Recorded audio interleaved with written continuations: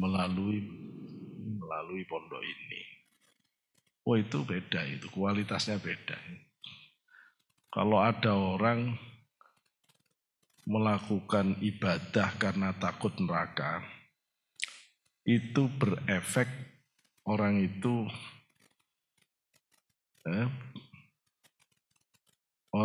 akan ciut nyalinya, dan biasanya dia dipenuhi rasa kekhawatiran. Sehingga orang di makom khauf itu biasanya nangis saja kerjaannya. Nangis saja. Kalau ibadah ngerasa dirinya jelek, takut kalau diadab Allah gimana, dosaku banyak, sampai umur segini aku belum bisa apa-apa, takut nanti kalau sampai tua nggak bisa apa-apa bagaimana. Itu namanya khauf. Sudah ngelihat TikToknya Najwa Shihab, menakutkan juga ya, bahwa menurut kajiannya para saintis, kalau tidak ada pengendalian terhadap emisi dan perusakan alam, 2050 itu suhu itu mencapai 60 derajat. Betul ya? Mata air akan tinggal di ruangan AC dengan handuk yang basah. Ini sekarang udah gelombang panas sudah lumayan. Memang kalau dirasa-rasa kok mudah-mudahan sih jauh ya, tapi kok rasanya kok udah deket hari akhir. Udah deket hari akhir. Mudah-mudahan keseriusanmu ibadah ini bisa nahan kiamatnya. Paling hendak kita berusaha menunjukkan kepada Allah kita serius ya, untuk menegakkan agama Allah, supaya masih ada alasan bagi Allah untuk menurunkan rahmatnya. Nggak kebayang kalau itu, nggak kebayang. Berat itu, umur tahun 50 itulah. Saya diberi hidup umur 78, 70 berapa saya. Lalu mbah-mbah, lalu aku mati diisik loh, 60 derajat. Ya Allah, mudah-mudahan alamnya sih terjaga. Ya. Kalau dari sisi hadis, tidak ada urusan sama emisi-emisi. Dari sisi hadis, yang bisa menahan rahmat Allah itu ya orang-orang yang taat, gitu ya. Orang-orang yang taat tidak ada alasan. Kan hadis tentang man ada di waliyan faqad adantuhu bil harb, atau hadis tentang wali abdal yang sahih, itu jelas Gusti Allah mengatakan bahwa tidak turun satu butir air hujan pun kecuali alasannya cuma karena kekasih Allah itu. Tidak tumbuh satu tetumbuhan pun kecuali karena kekasih Allah. Yang lain tidak penting bagi Allah. Masya Allah, sampai segitunya. Sampai segitunya. Tapi nanti semakin akhir zaman, kekasih-kekasih Allah itu semakin disembunyikan semua oleh Allah. Semakin susah kita nyari orang yang benar-benar mukhlis, semakin repot itu ya. Kalau itu kita semakin tidak ketemu orang ikhlas, itu zaman semakin akhir. Orang semua orientasinya materi, semua uang, semua untung rugi, semua. Udah tidak ada lagi ikhlas-ikhlas sudah. Wah itu udah akhir benar zaman kalau begitu. Tidak akan terjalin cinta kecuali karena alasan nafsu. Tidak ada kekayaan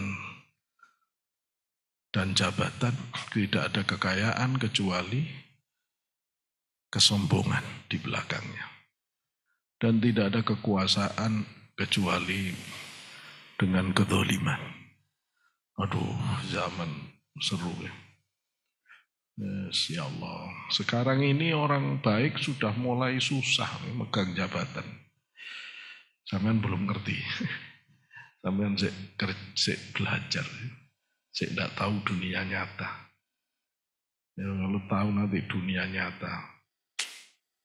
Tidak pinter jadi bunglon. Tidak pinter loncat sana loncat sini. Wah. Ruwet. Tapi sekarang insya Allah masih ya orang-orang baik masih bisa eksis. Tapi ya harus doa terus kepada Allah ya, supaya tetap tambah baik. Jadi kalau orang itu ibadah karena takut neraka, ibadah karena nyari surga, kepingin dapat pahala, kepingin dapat bidadari, kepingin dapat istana surga. Orang ibadah begini ini belum benar. Tidak benar, arah ibadahmu itu sih gak benar. Namanya ibadah itu nyembah Allah. Ngabdi kepada Allah. Lah kok kamu ngabdi ke neraka itu? Lah kok kamu ngabdi ke surga itu? Itu aslinya gak benar. Mestinya kalau memang Wahabi itu ahli tauhid benar, harusnya dikafirkan ini. Wong nyembah niat nyari pahala, dari mana tauhid?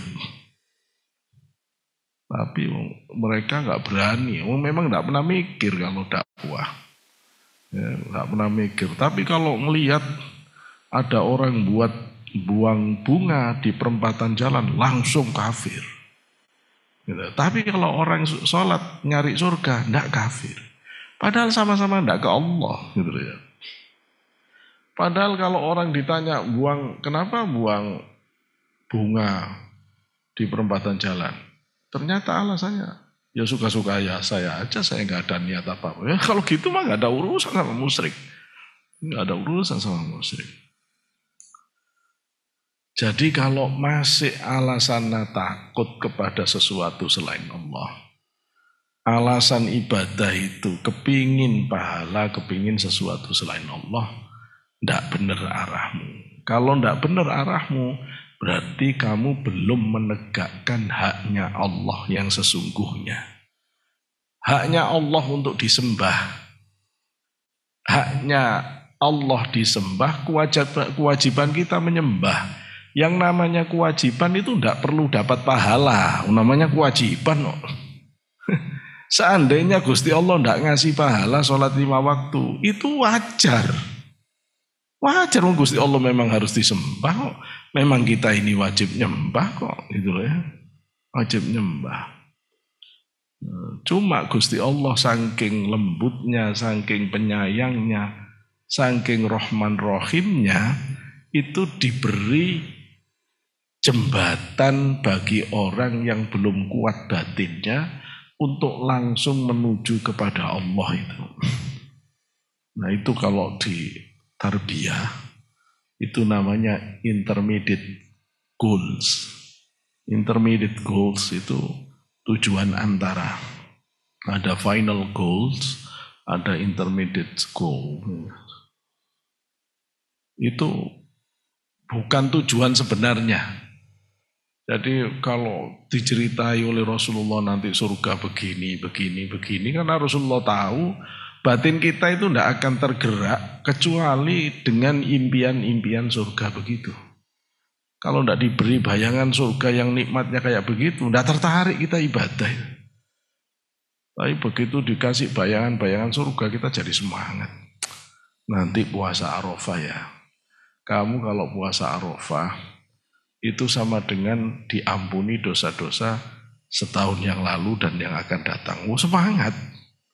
Semangat. Coba tidak dikasih tahu pahalanya. Malas sholat.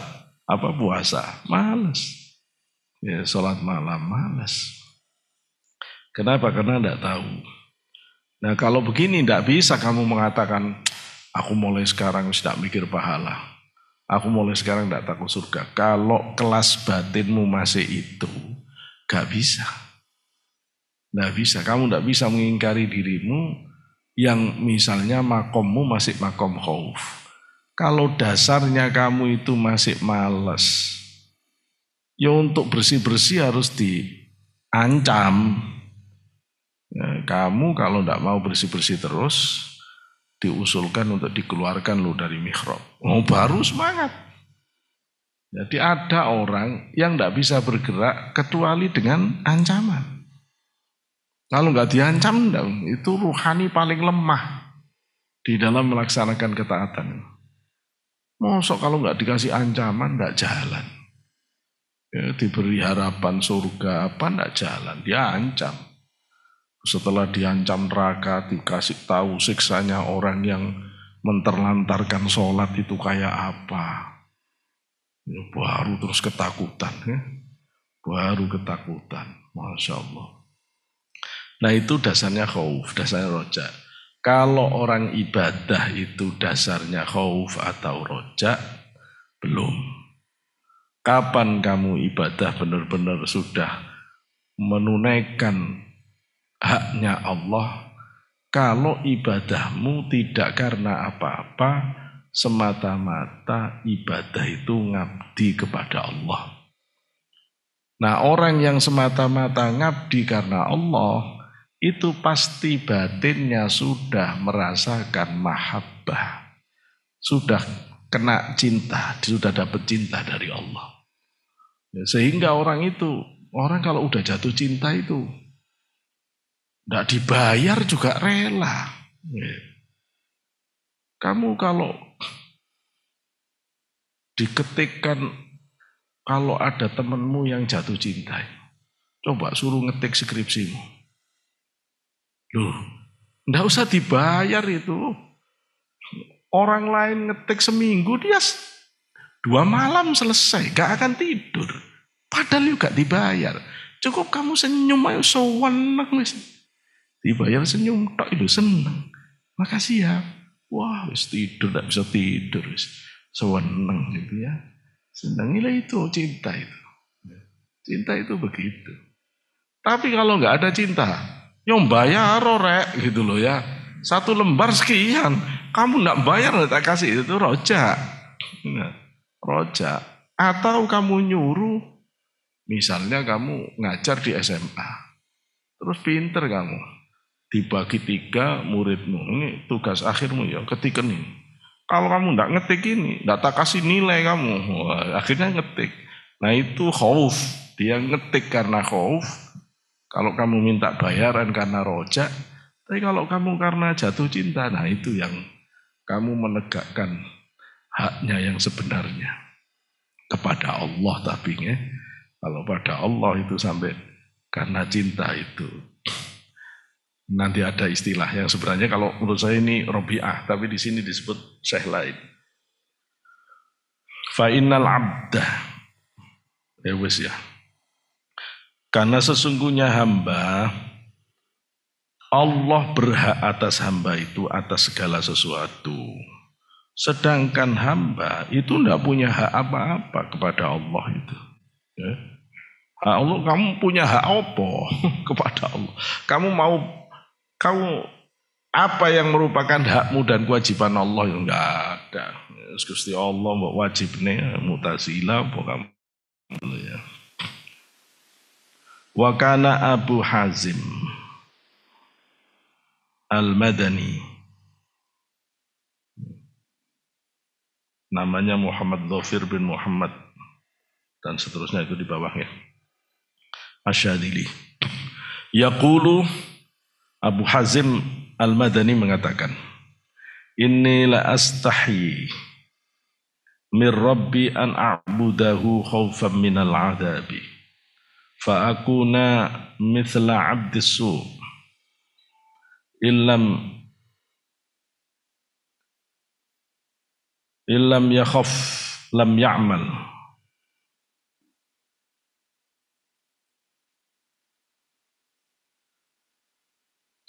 wa astahyi an a'budahu li ajli thawab fa akuna kal ajiris su' illam yu'ta ajri amalihi illam yu'ta ajru amalihi lam ya'mal walakin a'buduhu mahabbatan lahu. Intaha. Kata Abu Hazim, ini la astahi, sesungguhnya aku benar-benar malu, mirrabbi, kepada Tuhanku, an a'budahu, untuk beribadah kepadanya, khaufan, karena takut, minal adabi, dari adab Allah. Fa'akuna, sehingga aku ada, mithla abdisu, seperti hamba yang buruk. Ilam yakhif, akhafa yakhifu, akhafa yakhifu, akhafa yakhafu. Ilam yakhaf lam ya'mal, kalau enggak takut enggak melakukan apa-apa. Wa astahyi, dan aku malu, an a'budahu, untuk menyembah Allah, li ajli thawabi, karena alasan pahala. Fa'akuna, sehingga ada siapa aku, kal ajirisu, seperti pelayan, jenenge sing tukang dibayar, yo pekerja ya, pekerja atau pelayan, pekerja yang buruk. Pekerja yang buruk yang illam yu'toh, jika tidak diberi,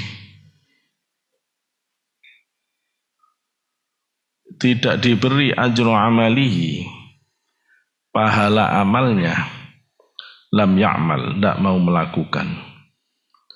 Walakin, akan tetapi, a'buduhu, aku menyembah Allah, mahabbatan, krono mahabbah, lahu, kepada Allah. Ini sebenarnya kalau yang saya baca di kitab-kitab ini awalnya makolahnya Rabi'atul Adawiyah. Rabi'ah Adawiyah sebenarnya yang mengatakan begini, ya. Ma abadtuhu khaufam min nari wala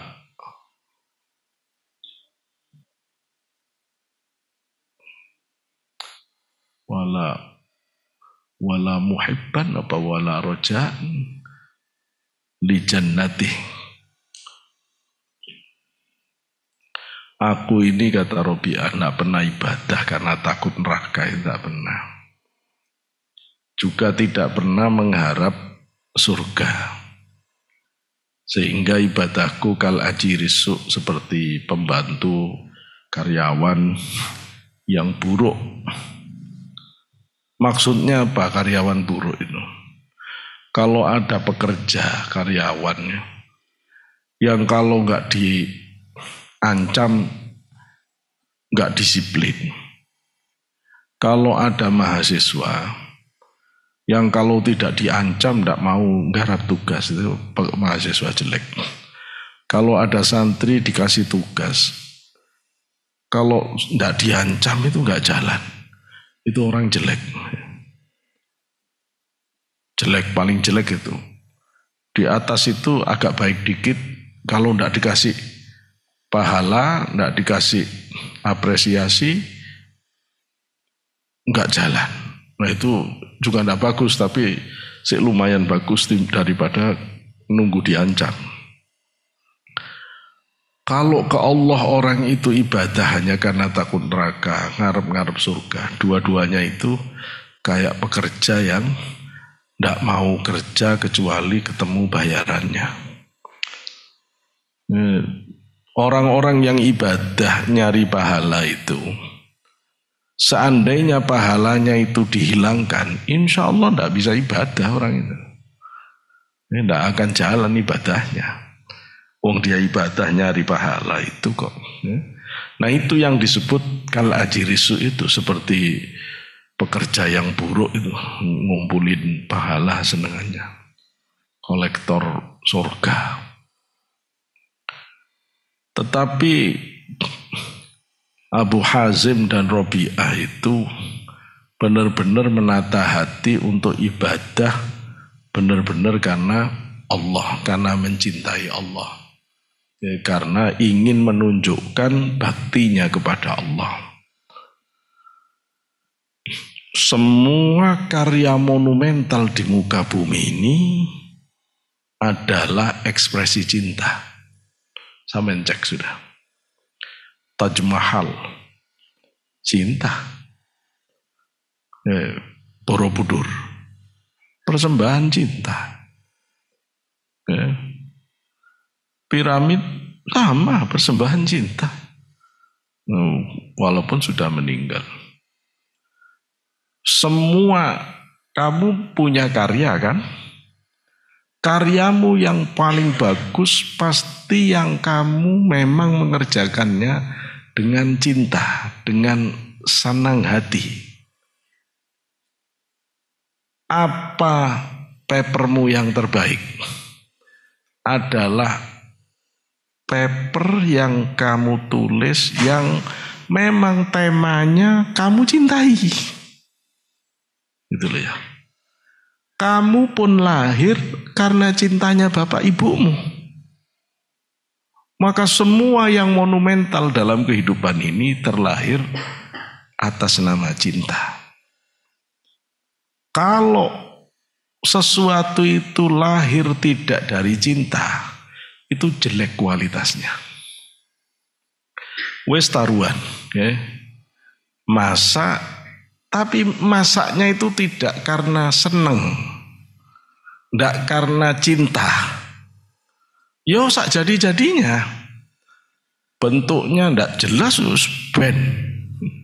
Tapi kalau masak itu dengan cinta, beda.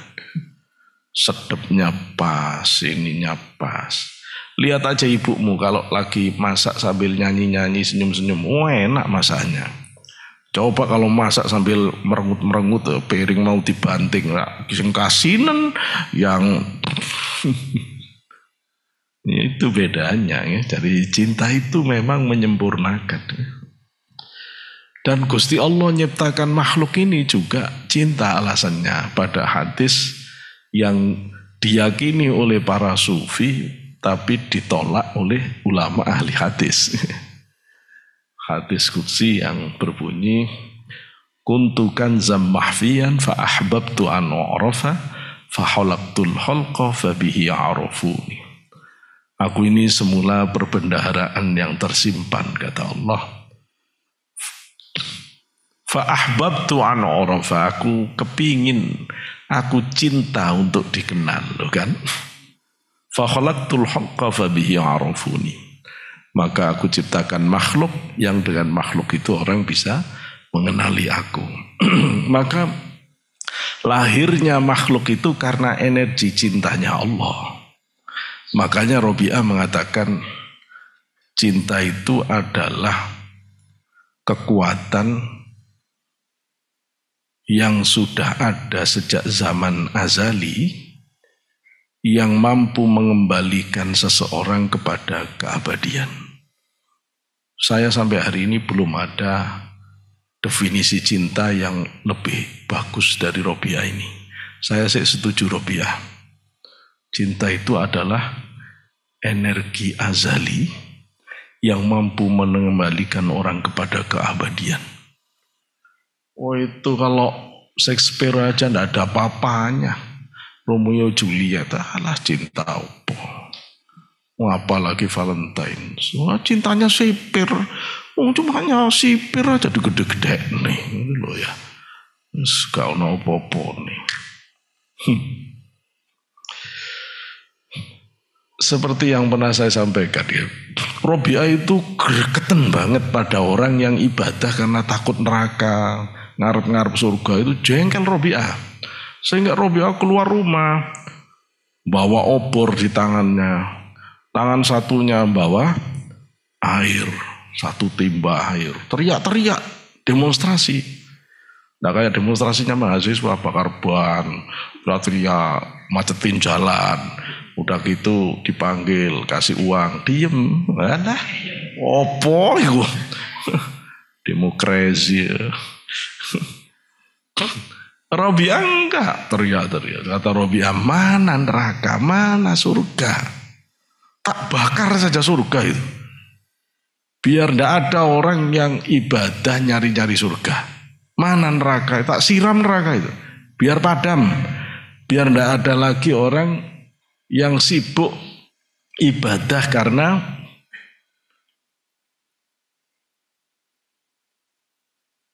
apa tadi? Karena takut neraka. Oh ini master keteko iki.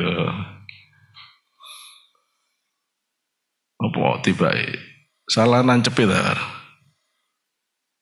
Wah ditancapno kuping kaya nang irung tancap kuping.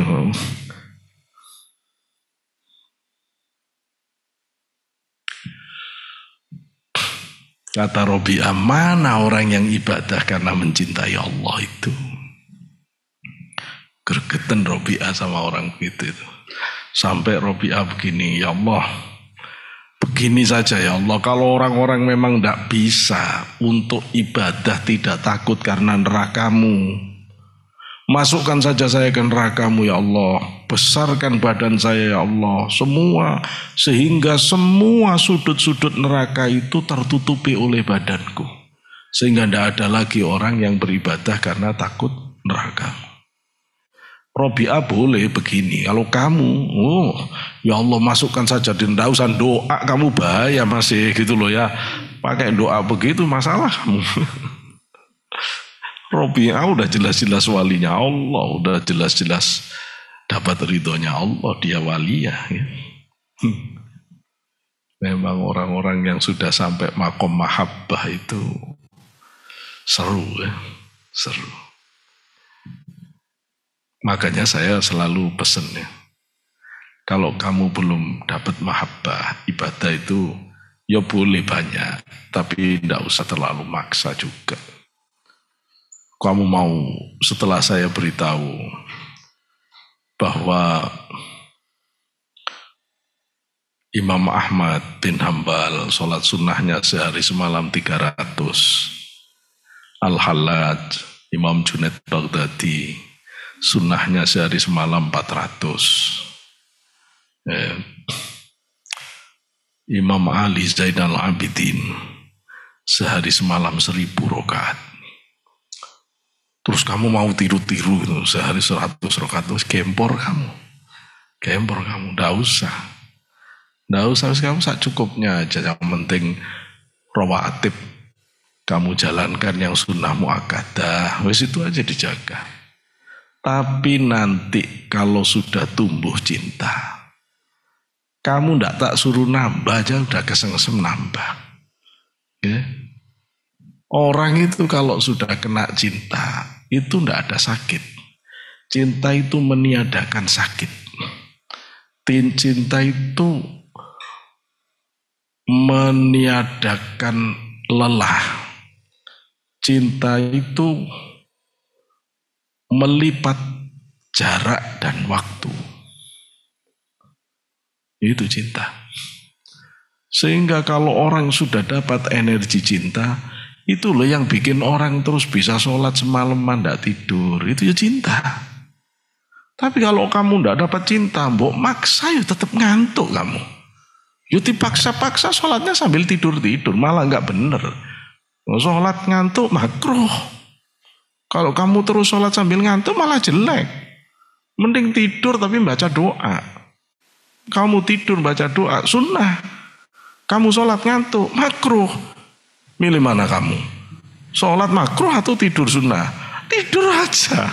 Kata Pak Sodik, tidur, aku kok tidur dorek gini. Ojo, yo sesekali tetap sholat. Tapi gitu. Ya. Tapi nanti kalau kamu sudah kena cinta, hilang ngantuk itu.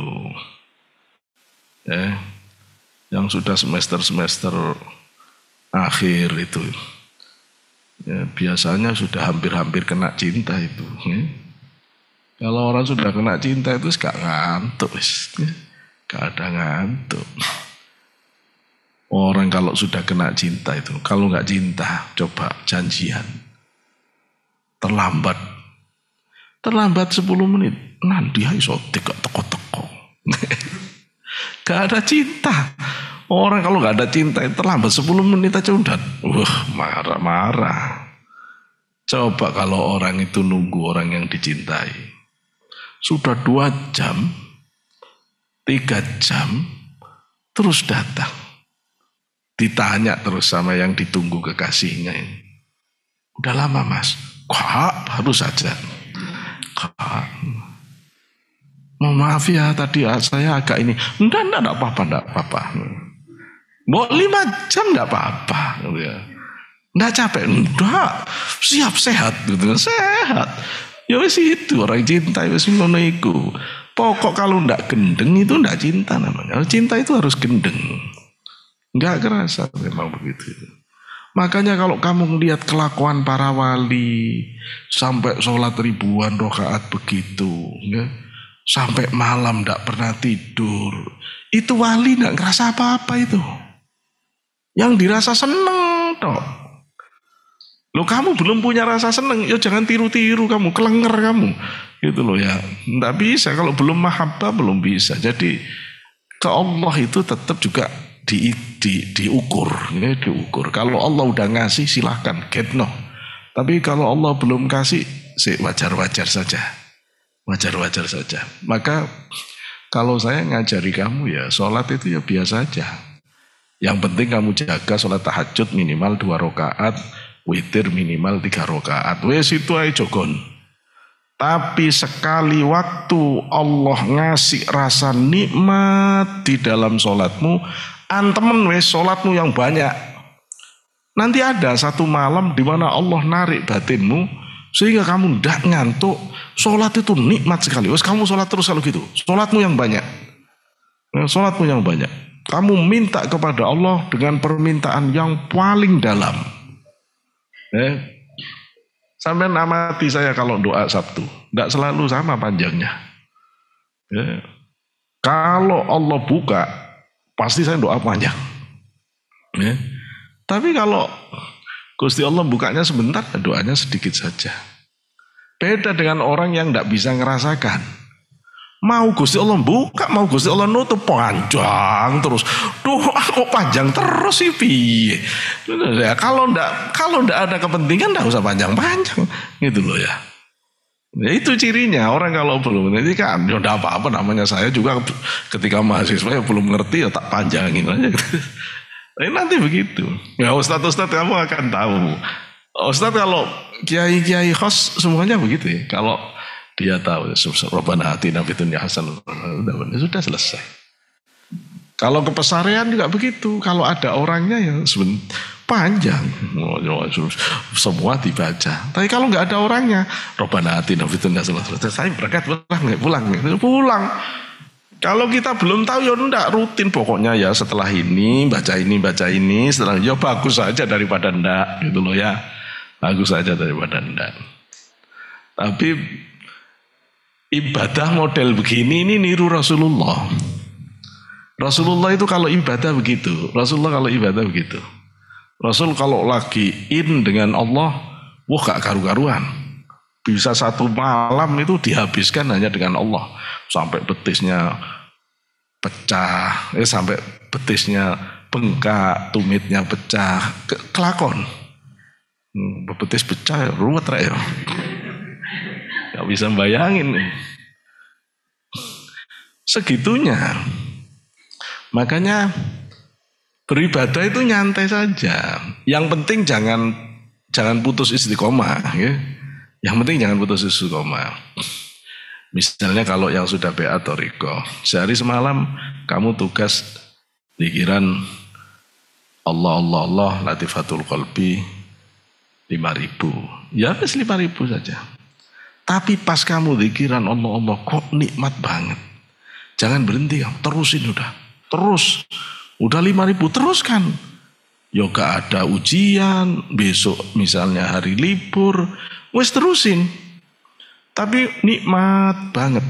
Tapi tugas UTS belum digarap, ya jangan diteruskan gitu loh ya.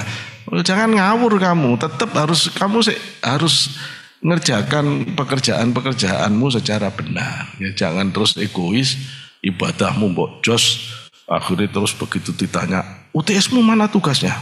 Sorry Pak, saya lagi serius dzikir. Wah, dosenmu gak urusan kon dzikir gak dzikir, kon gak ngumpul lo, ya nilaimu jelek gitu kan.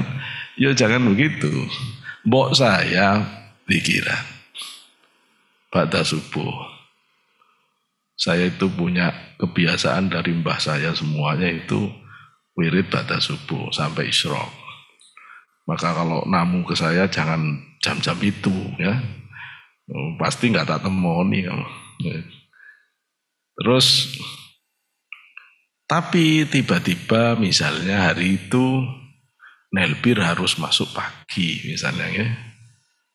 Ya enggak mungkin saya terus egois. Ya pasti saya hentikan.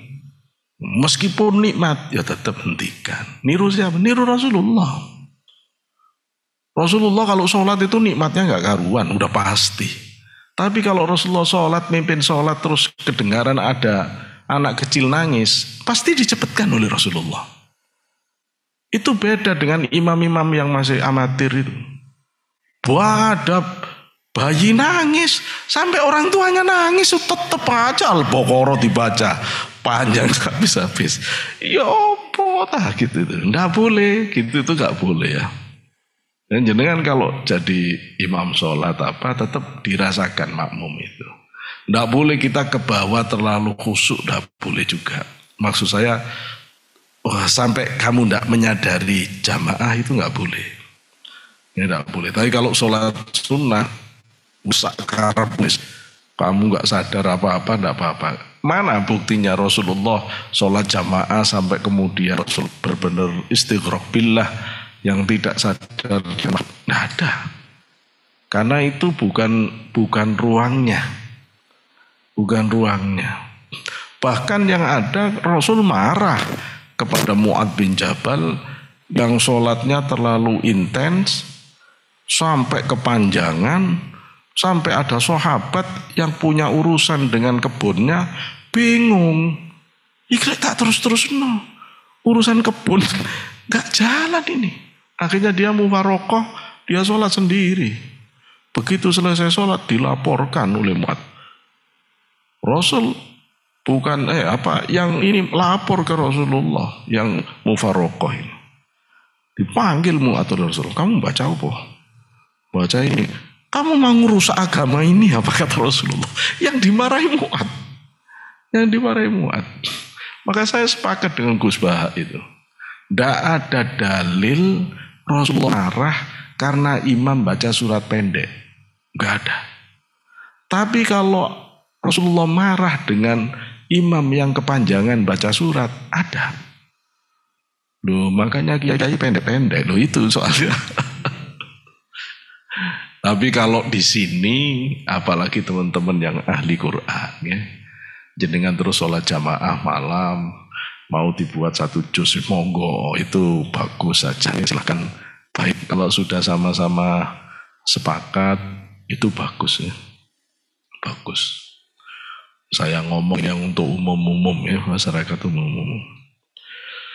Jadi sebenarnya kalau dilihat awal makalah ini dari Robi'ah yang mengatakan bahwa ibadah karena takut neraka mengharap surga kal ajirisu itu. Ya, kita sendiri ya harus belajar. Tapi saya tidak maksa, kamu masih umurnya anak-anak saya yang ya meskipun tak paksa, meskipun saya jelaskan kayak apa ya sih tidak bisa ya. Ayo kamu sholat dapat hadiah 500.000. Dengan sholat tidak ada hadiahnya, semangat mana? Wis gak usah bohong ya mesti aja, tidak usah 500.000, 50.000 aja sih semangatan 50.000 gitu loh ya. Mahasiswa itu diberitahu di sini ada ngaji istighosah misalnya, sama demo dapat uang 100.000. Istighosa atau demo? Demo. Untuk lo ya, demo. Karena ada 100.000. Nggak tahu tarifnya berapa. Dulu 50, sekarang naik kayaknya ya. Lihat situasi. Ya Allah.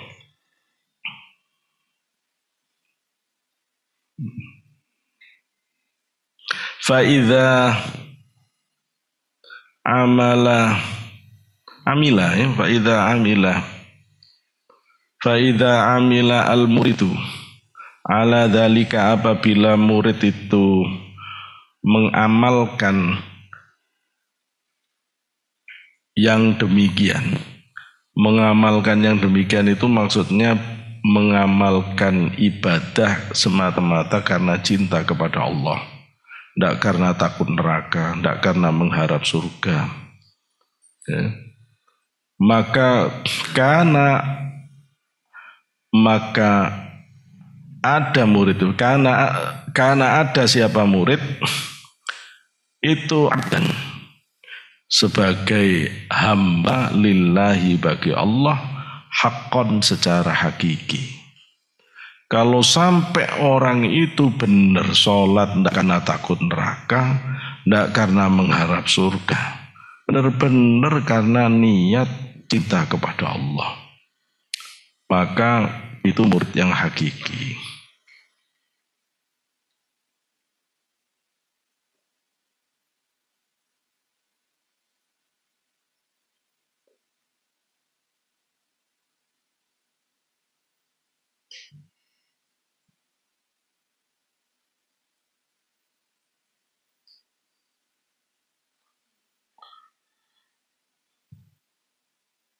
Itu inna apa inna? Itu sukun atau sida?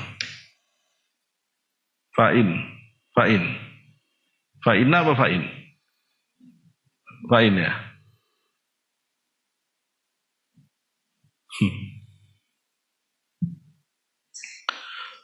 Fa'in talaba minhu athawab. Fa'in maka jika talaba mencari siapa abad murid minhu dari Allah athawaba pahala, au isti'adha atau memohon perlindungan bihi kepada Allah minal adha minal iqabi dari siksa. Fa innama maka sesungguhnya yakunu ada dzalika yang demikian itu intijazan liwa'di rabbih, termasuk menunaikan, termasuk sebuah kebolehan untuk memenuhi janji Tuhan Allah.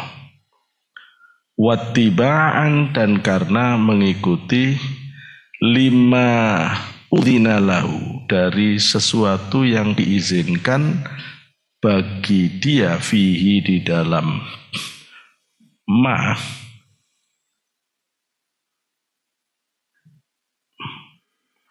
man tolabahu orang yang mencarinya, li fadlihi karena fadl dari Allah, wa ihsanihi dan karena kebaikan Allah, wa karomihi dan karena kemurahan Allah, wa amtinanihi dan karena anugerah Allah.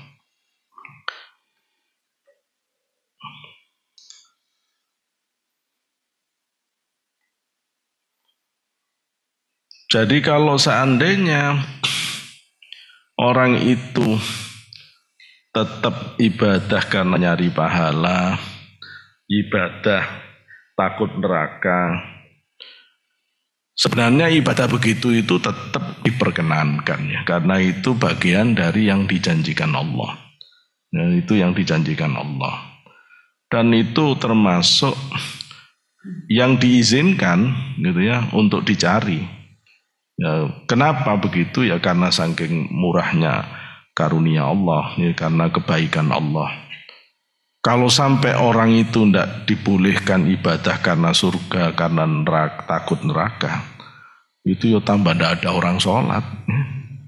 Tambah tidak ada orang sholat. Dibolehkannya ibadah karena alasan takut neraka, dibolehkannya ibadah karena orang nyari surga, itu semata-mata karena karunia Allah, karena kebaikan Allah, karena kemuliaan Allah atas batin orang yang masih lemah, yang belum bisa mengarah kepada Allah langsung. Belum bisa mengarah kepada Allah langsung. La anna rojahu, tidak, karena sesungguhnya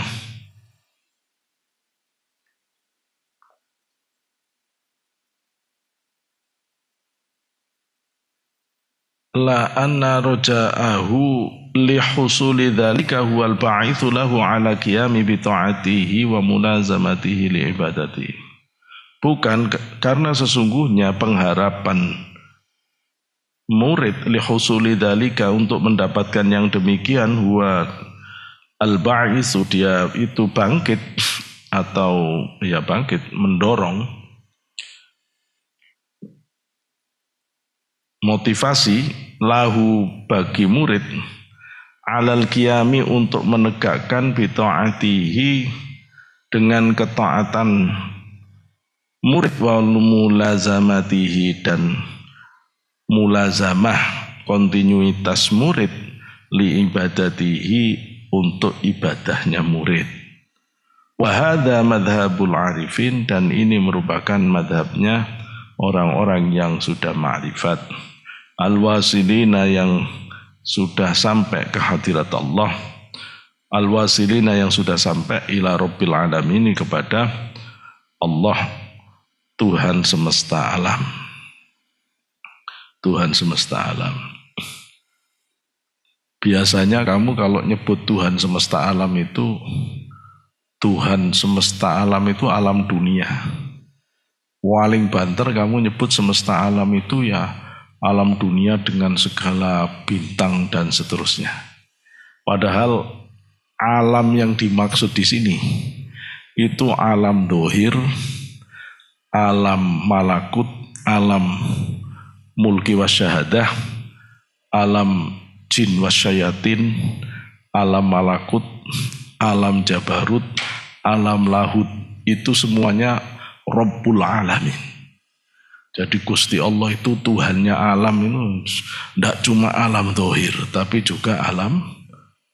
Allah itu Tuhannya alam jin wasyayatin, Allah itu Tuhannya alam malakut waruh, alam itu Allah itu Tuhannya alam jabarut, alam lahut. Itu yang dimaksud Rabbul Alamin, penguasa seluruh alam. Tidak terlalu beratnya secara makna, intinya itu seibadah jangan karena takut kepada Allah, ibadah jangan karena mengharap, tapi beribadahlah kamu karena semata-mata taat kepada Allah, mencari ridha Allah karena cinta. Tapi hati-hati loh ya, begini tidak boleh pura-pura. Sama Allah itu kamu tidak bisa lip service, tidak bisa sama Allah itu. Ya Allah, aku benar mencintaimu. Kalau kamu berani mengatakan cinta ke Allah, kata Rasulullah, ista'iddu lil bala. Kamu harus siap-siap kalau dicoba oleh Allah. Ya, sekarang jangan ngomong cinta kamu. Kamu berani ngomong cinta pada perempuan, aku mencintaimu, siap-siap kamu, diuji kamu. Gitu loh ya. Jadi ujian itu akan diberikan pada orang yang mengatakan. Makanya jangan ngomong kamu, buktikan saja. Ke Allah itu jangan ngomong. Mending kamu buktikan ketulusanmu, buktikan praktek ibadahmu yang tulus itu. Biar Allah sendiri yang mengerti akan cintamu. Ya, jangan kayak orang yang cuma bisa ngomong tapi tidak bisa melakukan. Sehingga dalam hadis itu ada begini. Di hadis qudsi yang dikutip oleh Abdul Wahab Syaroni. Kadzdzaba man idda'a mahabbati. Kok hadis ya? Ini firman Allah kepada Nabi Dawud yang dikutip oleh Syabdul Wahab Syaroni. Kadzdzaba man idda'a mahabbati idza jana al-lail nama anni. Pembohong orang yang mengatakan cinta aku, ketika malam datang tidur pulas. Saat kekasih menunggu kehadiran dalam kesendirian, loh kok orang yang mengatakan mencintai malah tidur pulas? Kok kekasih gombalmu kiyo ya. Gombal kan. Hati-hati ya. Jadi gak usah ngomong cinta-cintaan. Wis buktikan aja. Bagi orang yang sudah matang, cinta itu bukan kata-kata lagi. Tapi cinta itu pengorbanan. Cinta itu pengabdian. Ya, kalau anak-anak baru jatuh cinta, cinta itu ya tulisan, sabrek-abrek. Begitu praktek, ngamuk tok di sini ya. Kalau orang sudah benar-benar mengerti hakikat cinta, nggak ngomong. Tapi pengorbanan yang tulus itu sudah menggambarkan kesempurnaan cintanya. Ke Allah begitu. Nabi Ibrahim itu mencintai Allah dengan membuktikan. Ya, suruh nyembelih anaknya, ya sembelih. Suruh ninggal istrinya di tempat yang tidak ada harapan hidup, ya ditinggal. Milih bapaknya, pamannya, penyembah patung atau milih Allah ditinggal keluarga. Milih hidup kafir atau mati karena bela Allah, mati. Wow, coba sempurna Nabi Ibrahim itu. Sempurna Nabi Ibrahim itu. Pengorbanannya kepada Allah. Orang-orang yang sampai pada puncak kesempurnaan pengabdian inilah yang istimewa. Ya apa ya? Kita itu belum bisa kalau disuruh sempurna niat ibadah benar-benar tidak karena apa-apa kecuali karena Allah. Kamu niat puasa, nanti ada puasa Asyura, ya, puasa Arafah. Itu terus kamu benar-benar niat puasa semata-mata karena Allah, tidak akan bisa. Tapi saya pesen ya, kalau belum bisa menegakkan ibadah semata-mata karena Allah dalam panjang waktu yang ada, minimal pas momen pentingnya. Kalau puasa Arafah, pas kamu niat puasa, ya, ketika batinmu mengatakan saya niat puasa Arafah besok hari sunnah karena Allah. Pas itu, pas kamu niat begitu itu, tuluskan niatmu ndak karena nyari pahala, ndak karena takut neraka, benar-benar kepingin dapat ridhonya Allah. Pas niat itu, setelah itu kamu sih mikir pahala, yus wajar lah, ya. Namanya juga masih mahasiswa.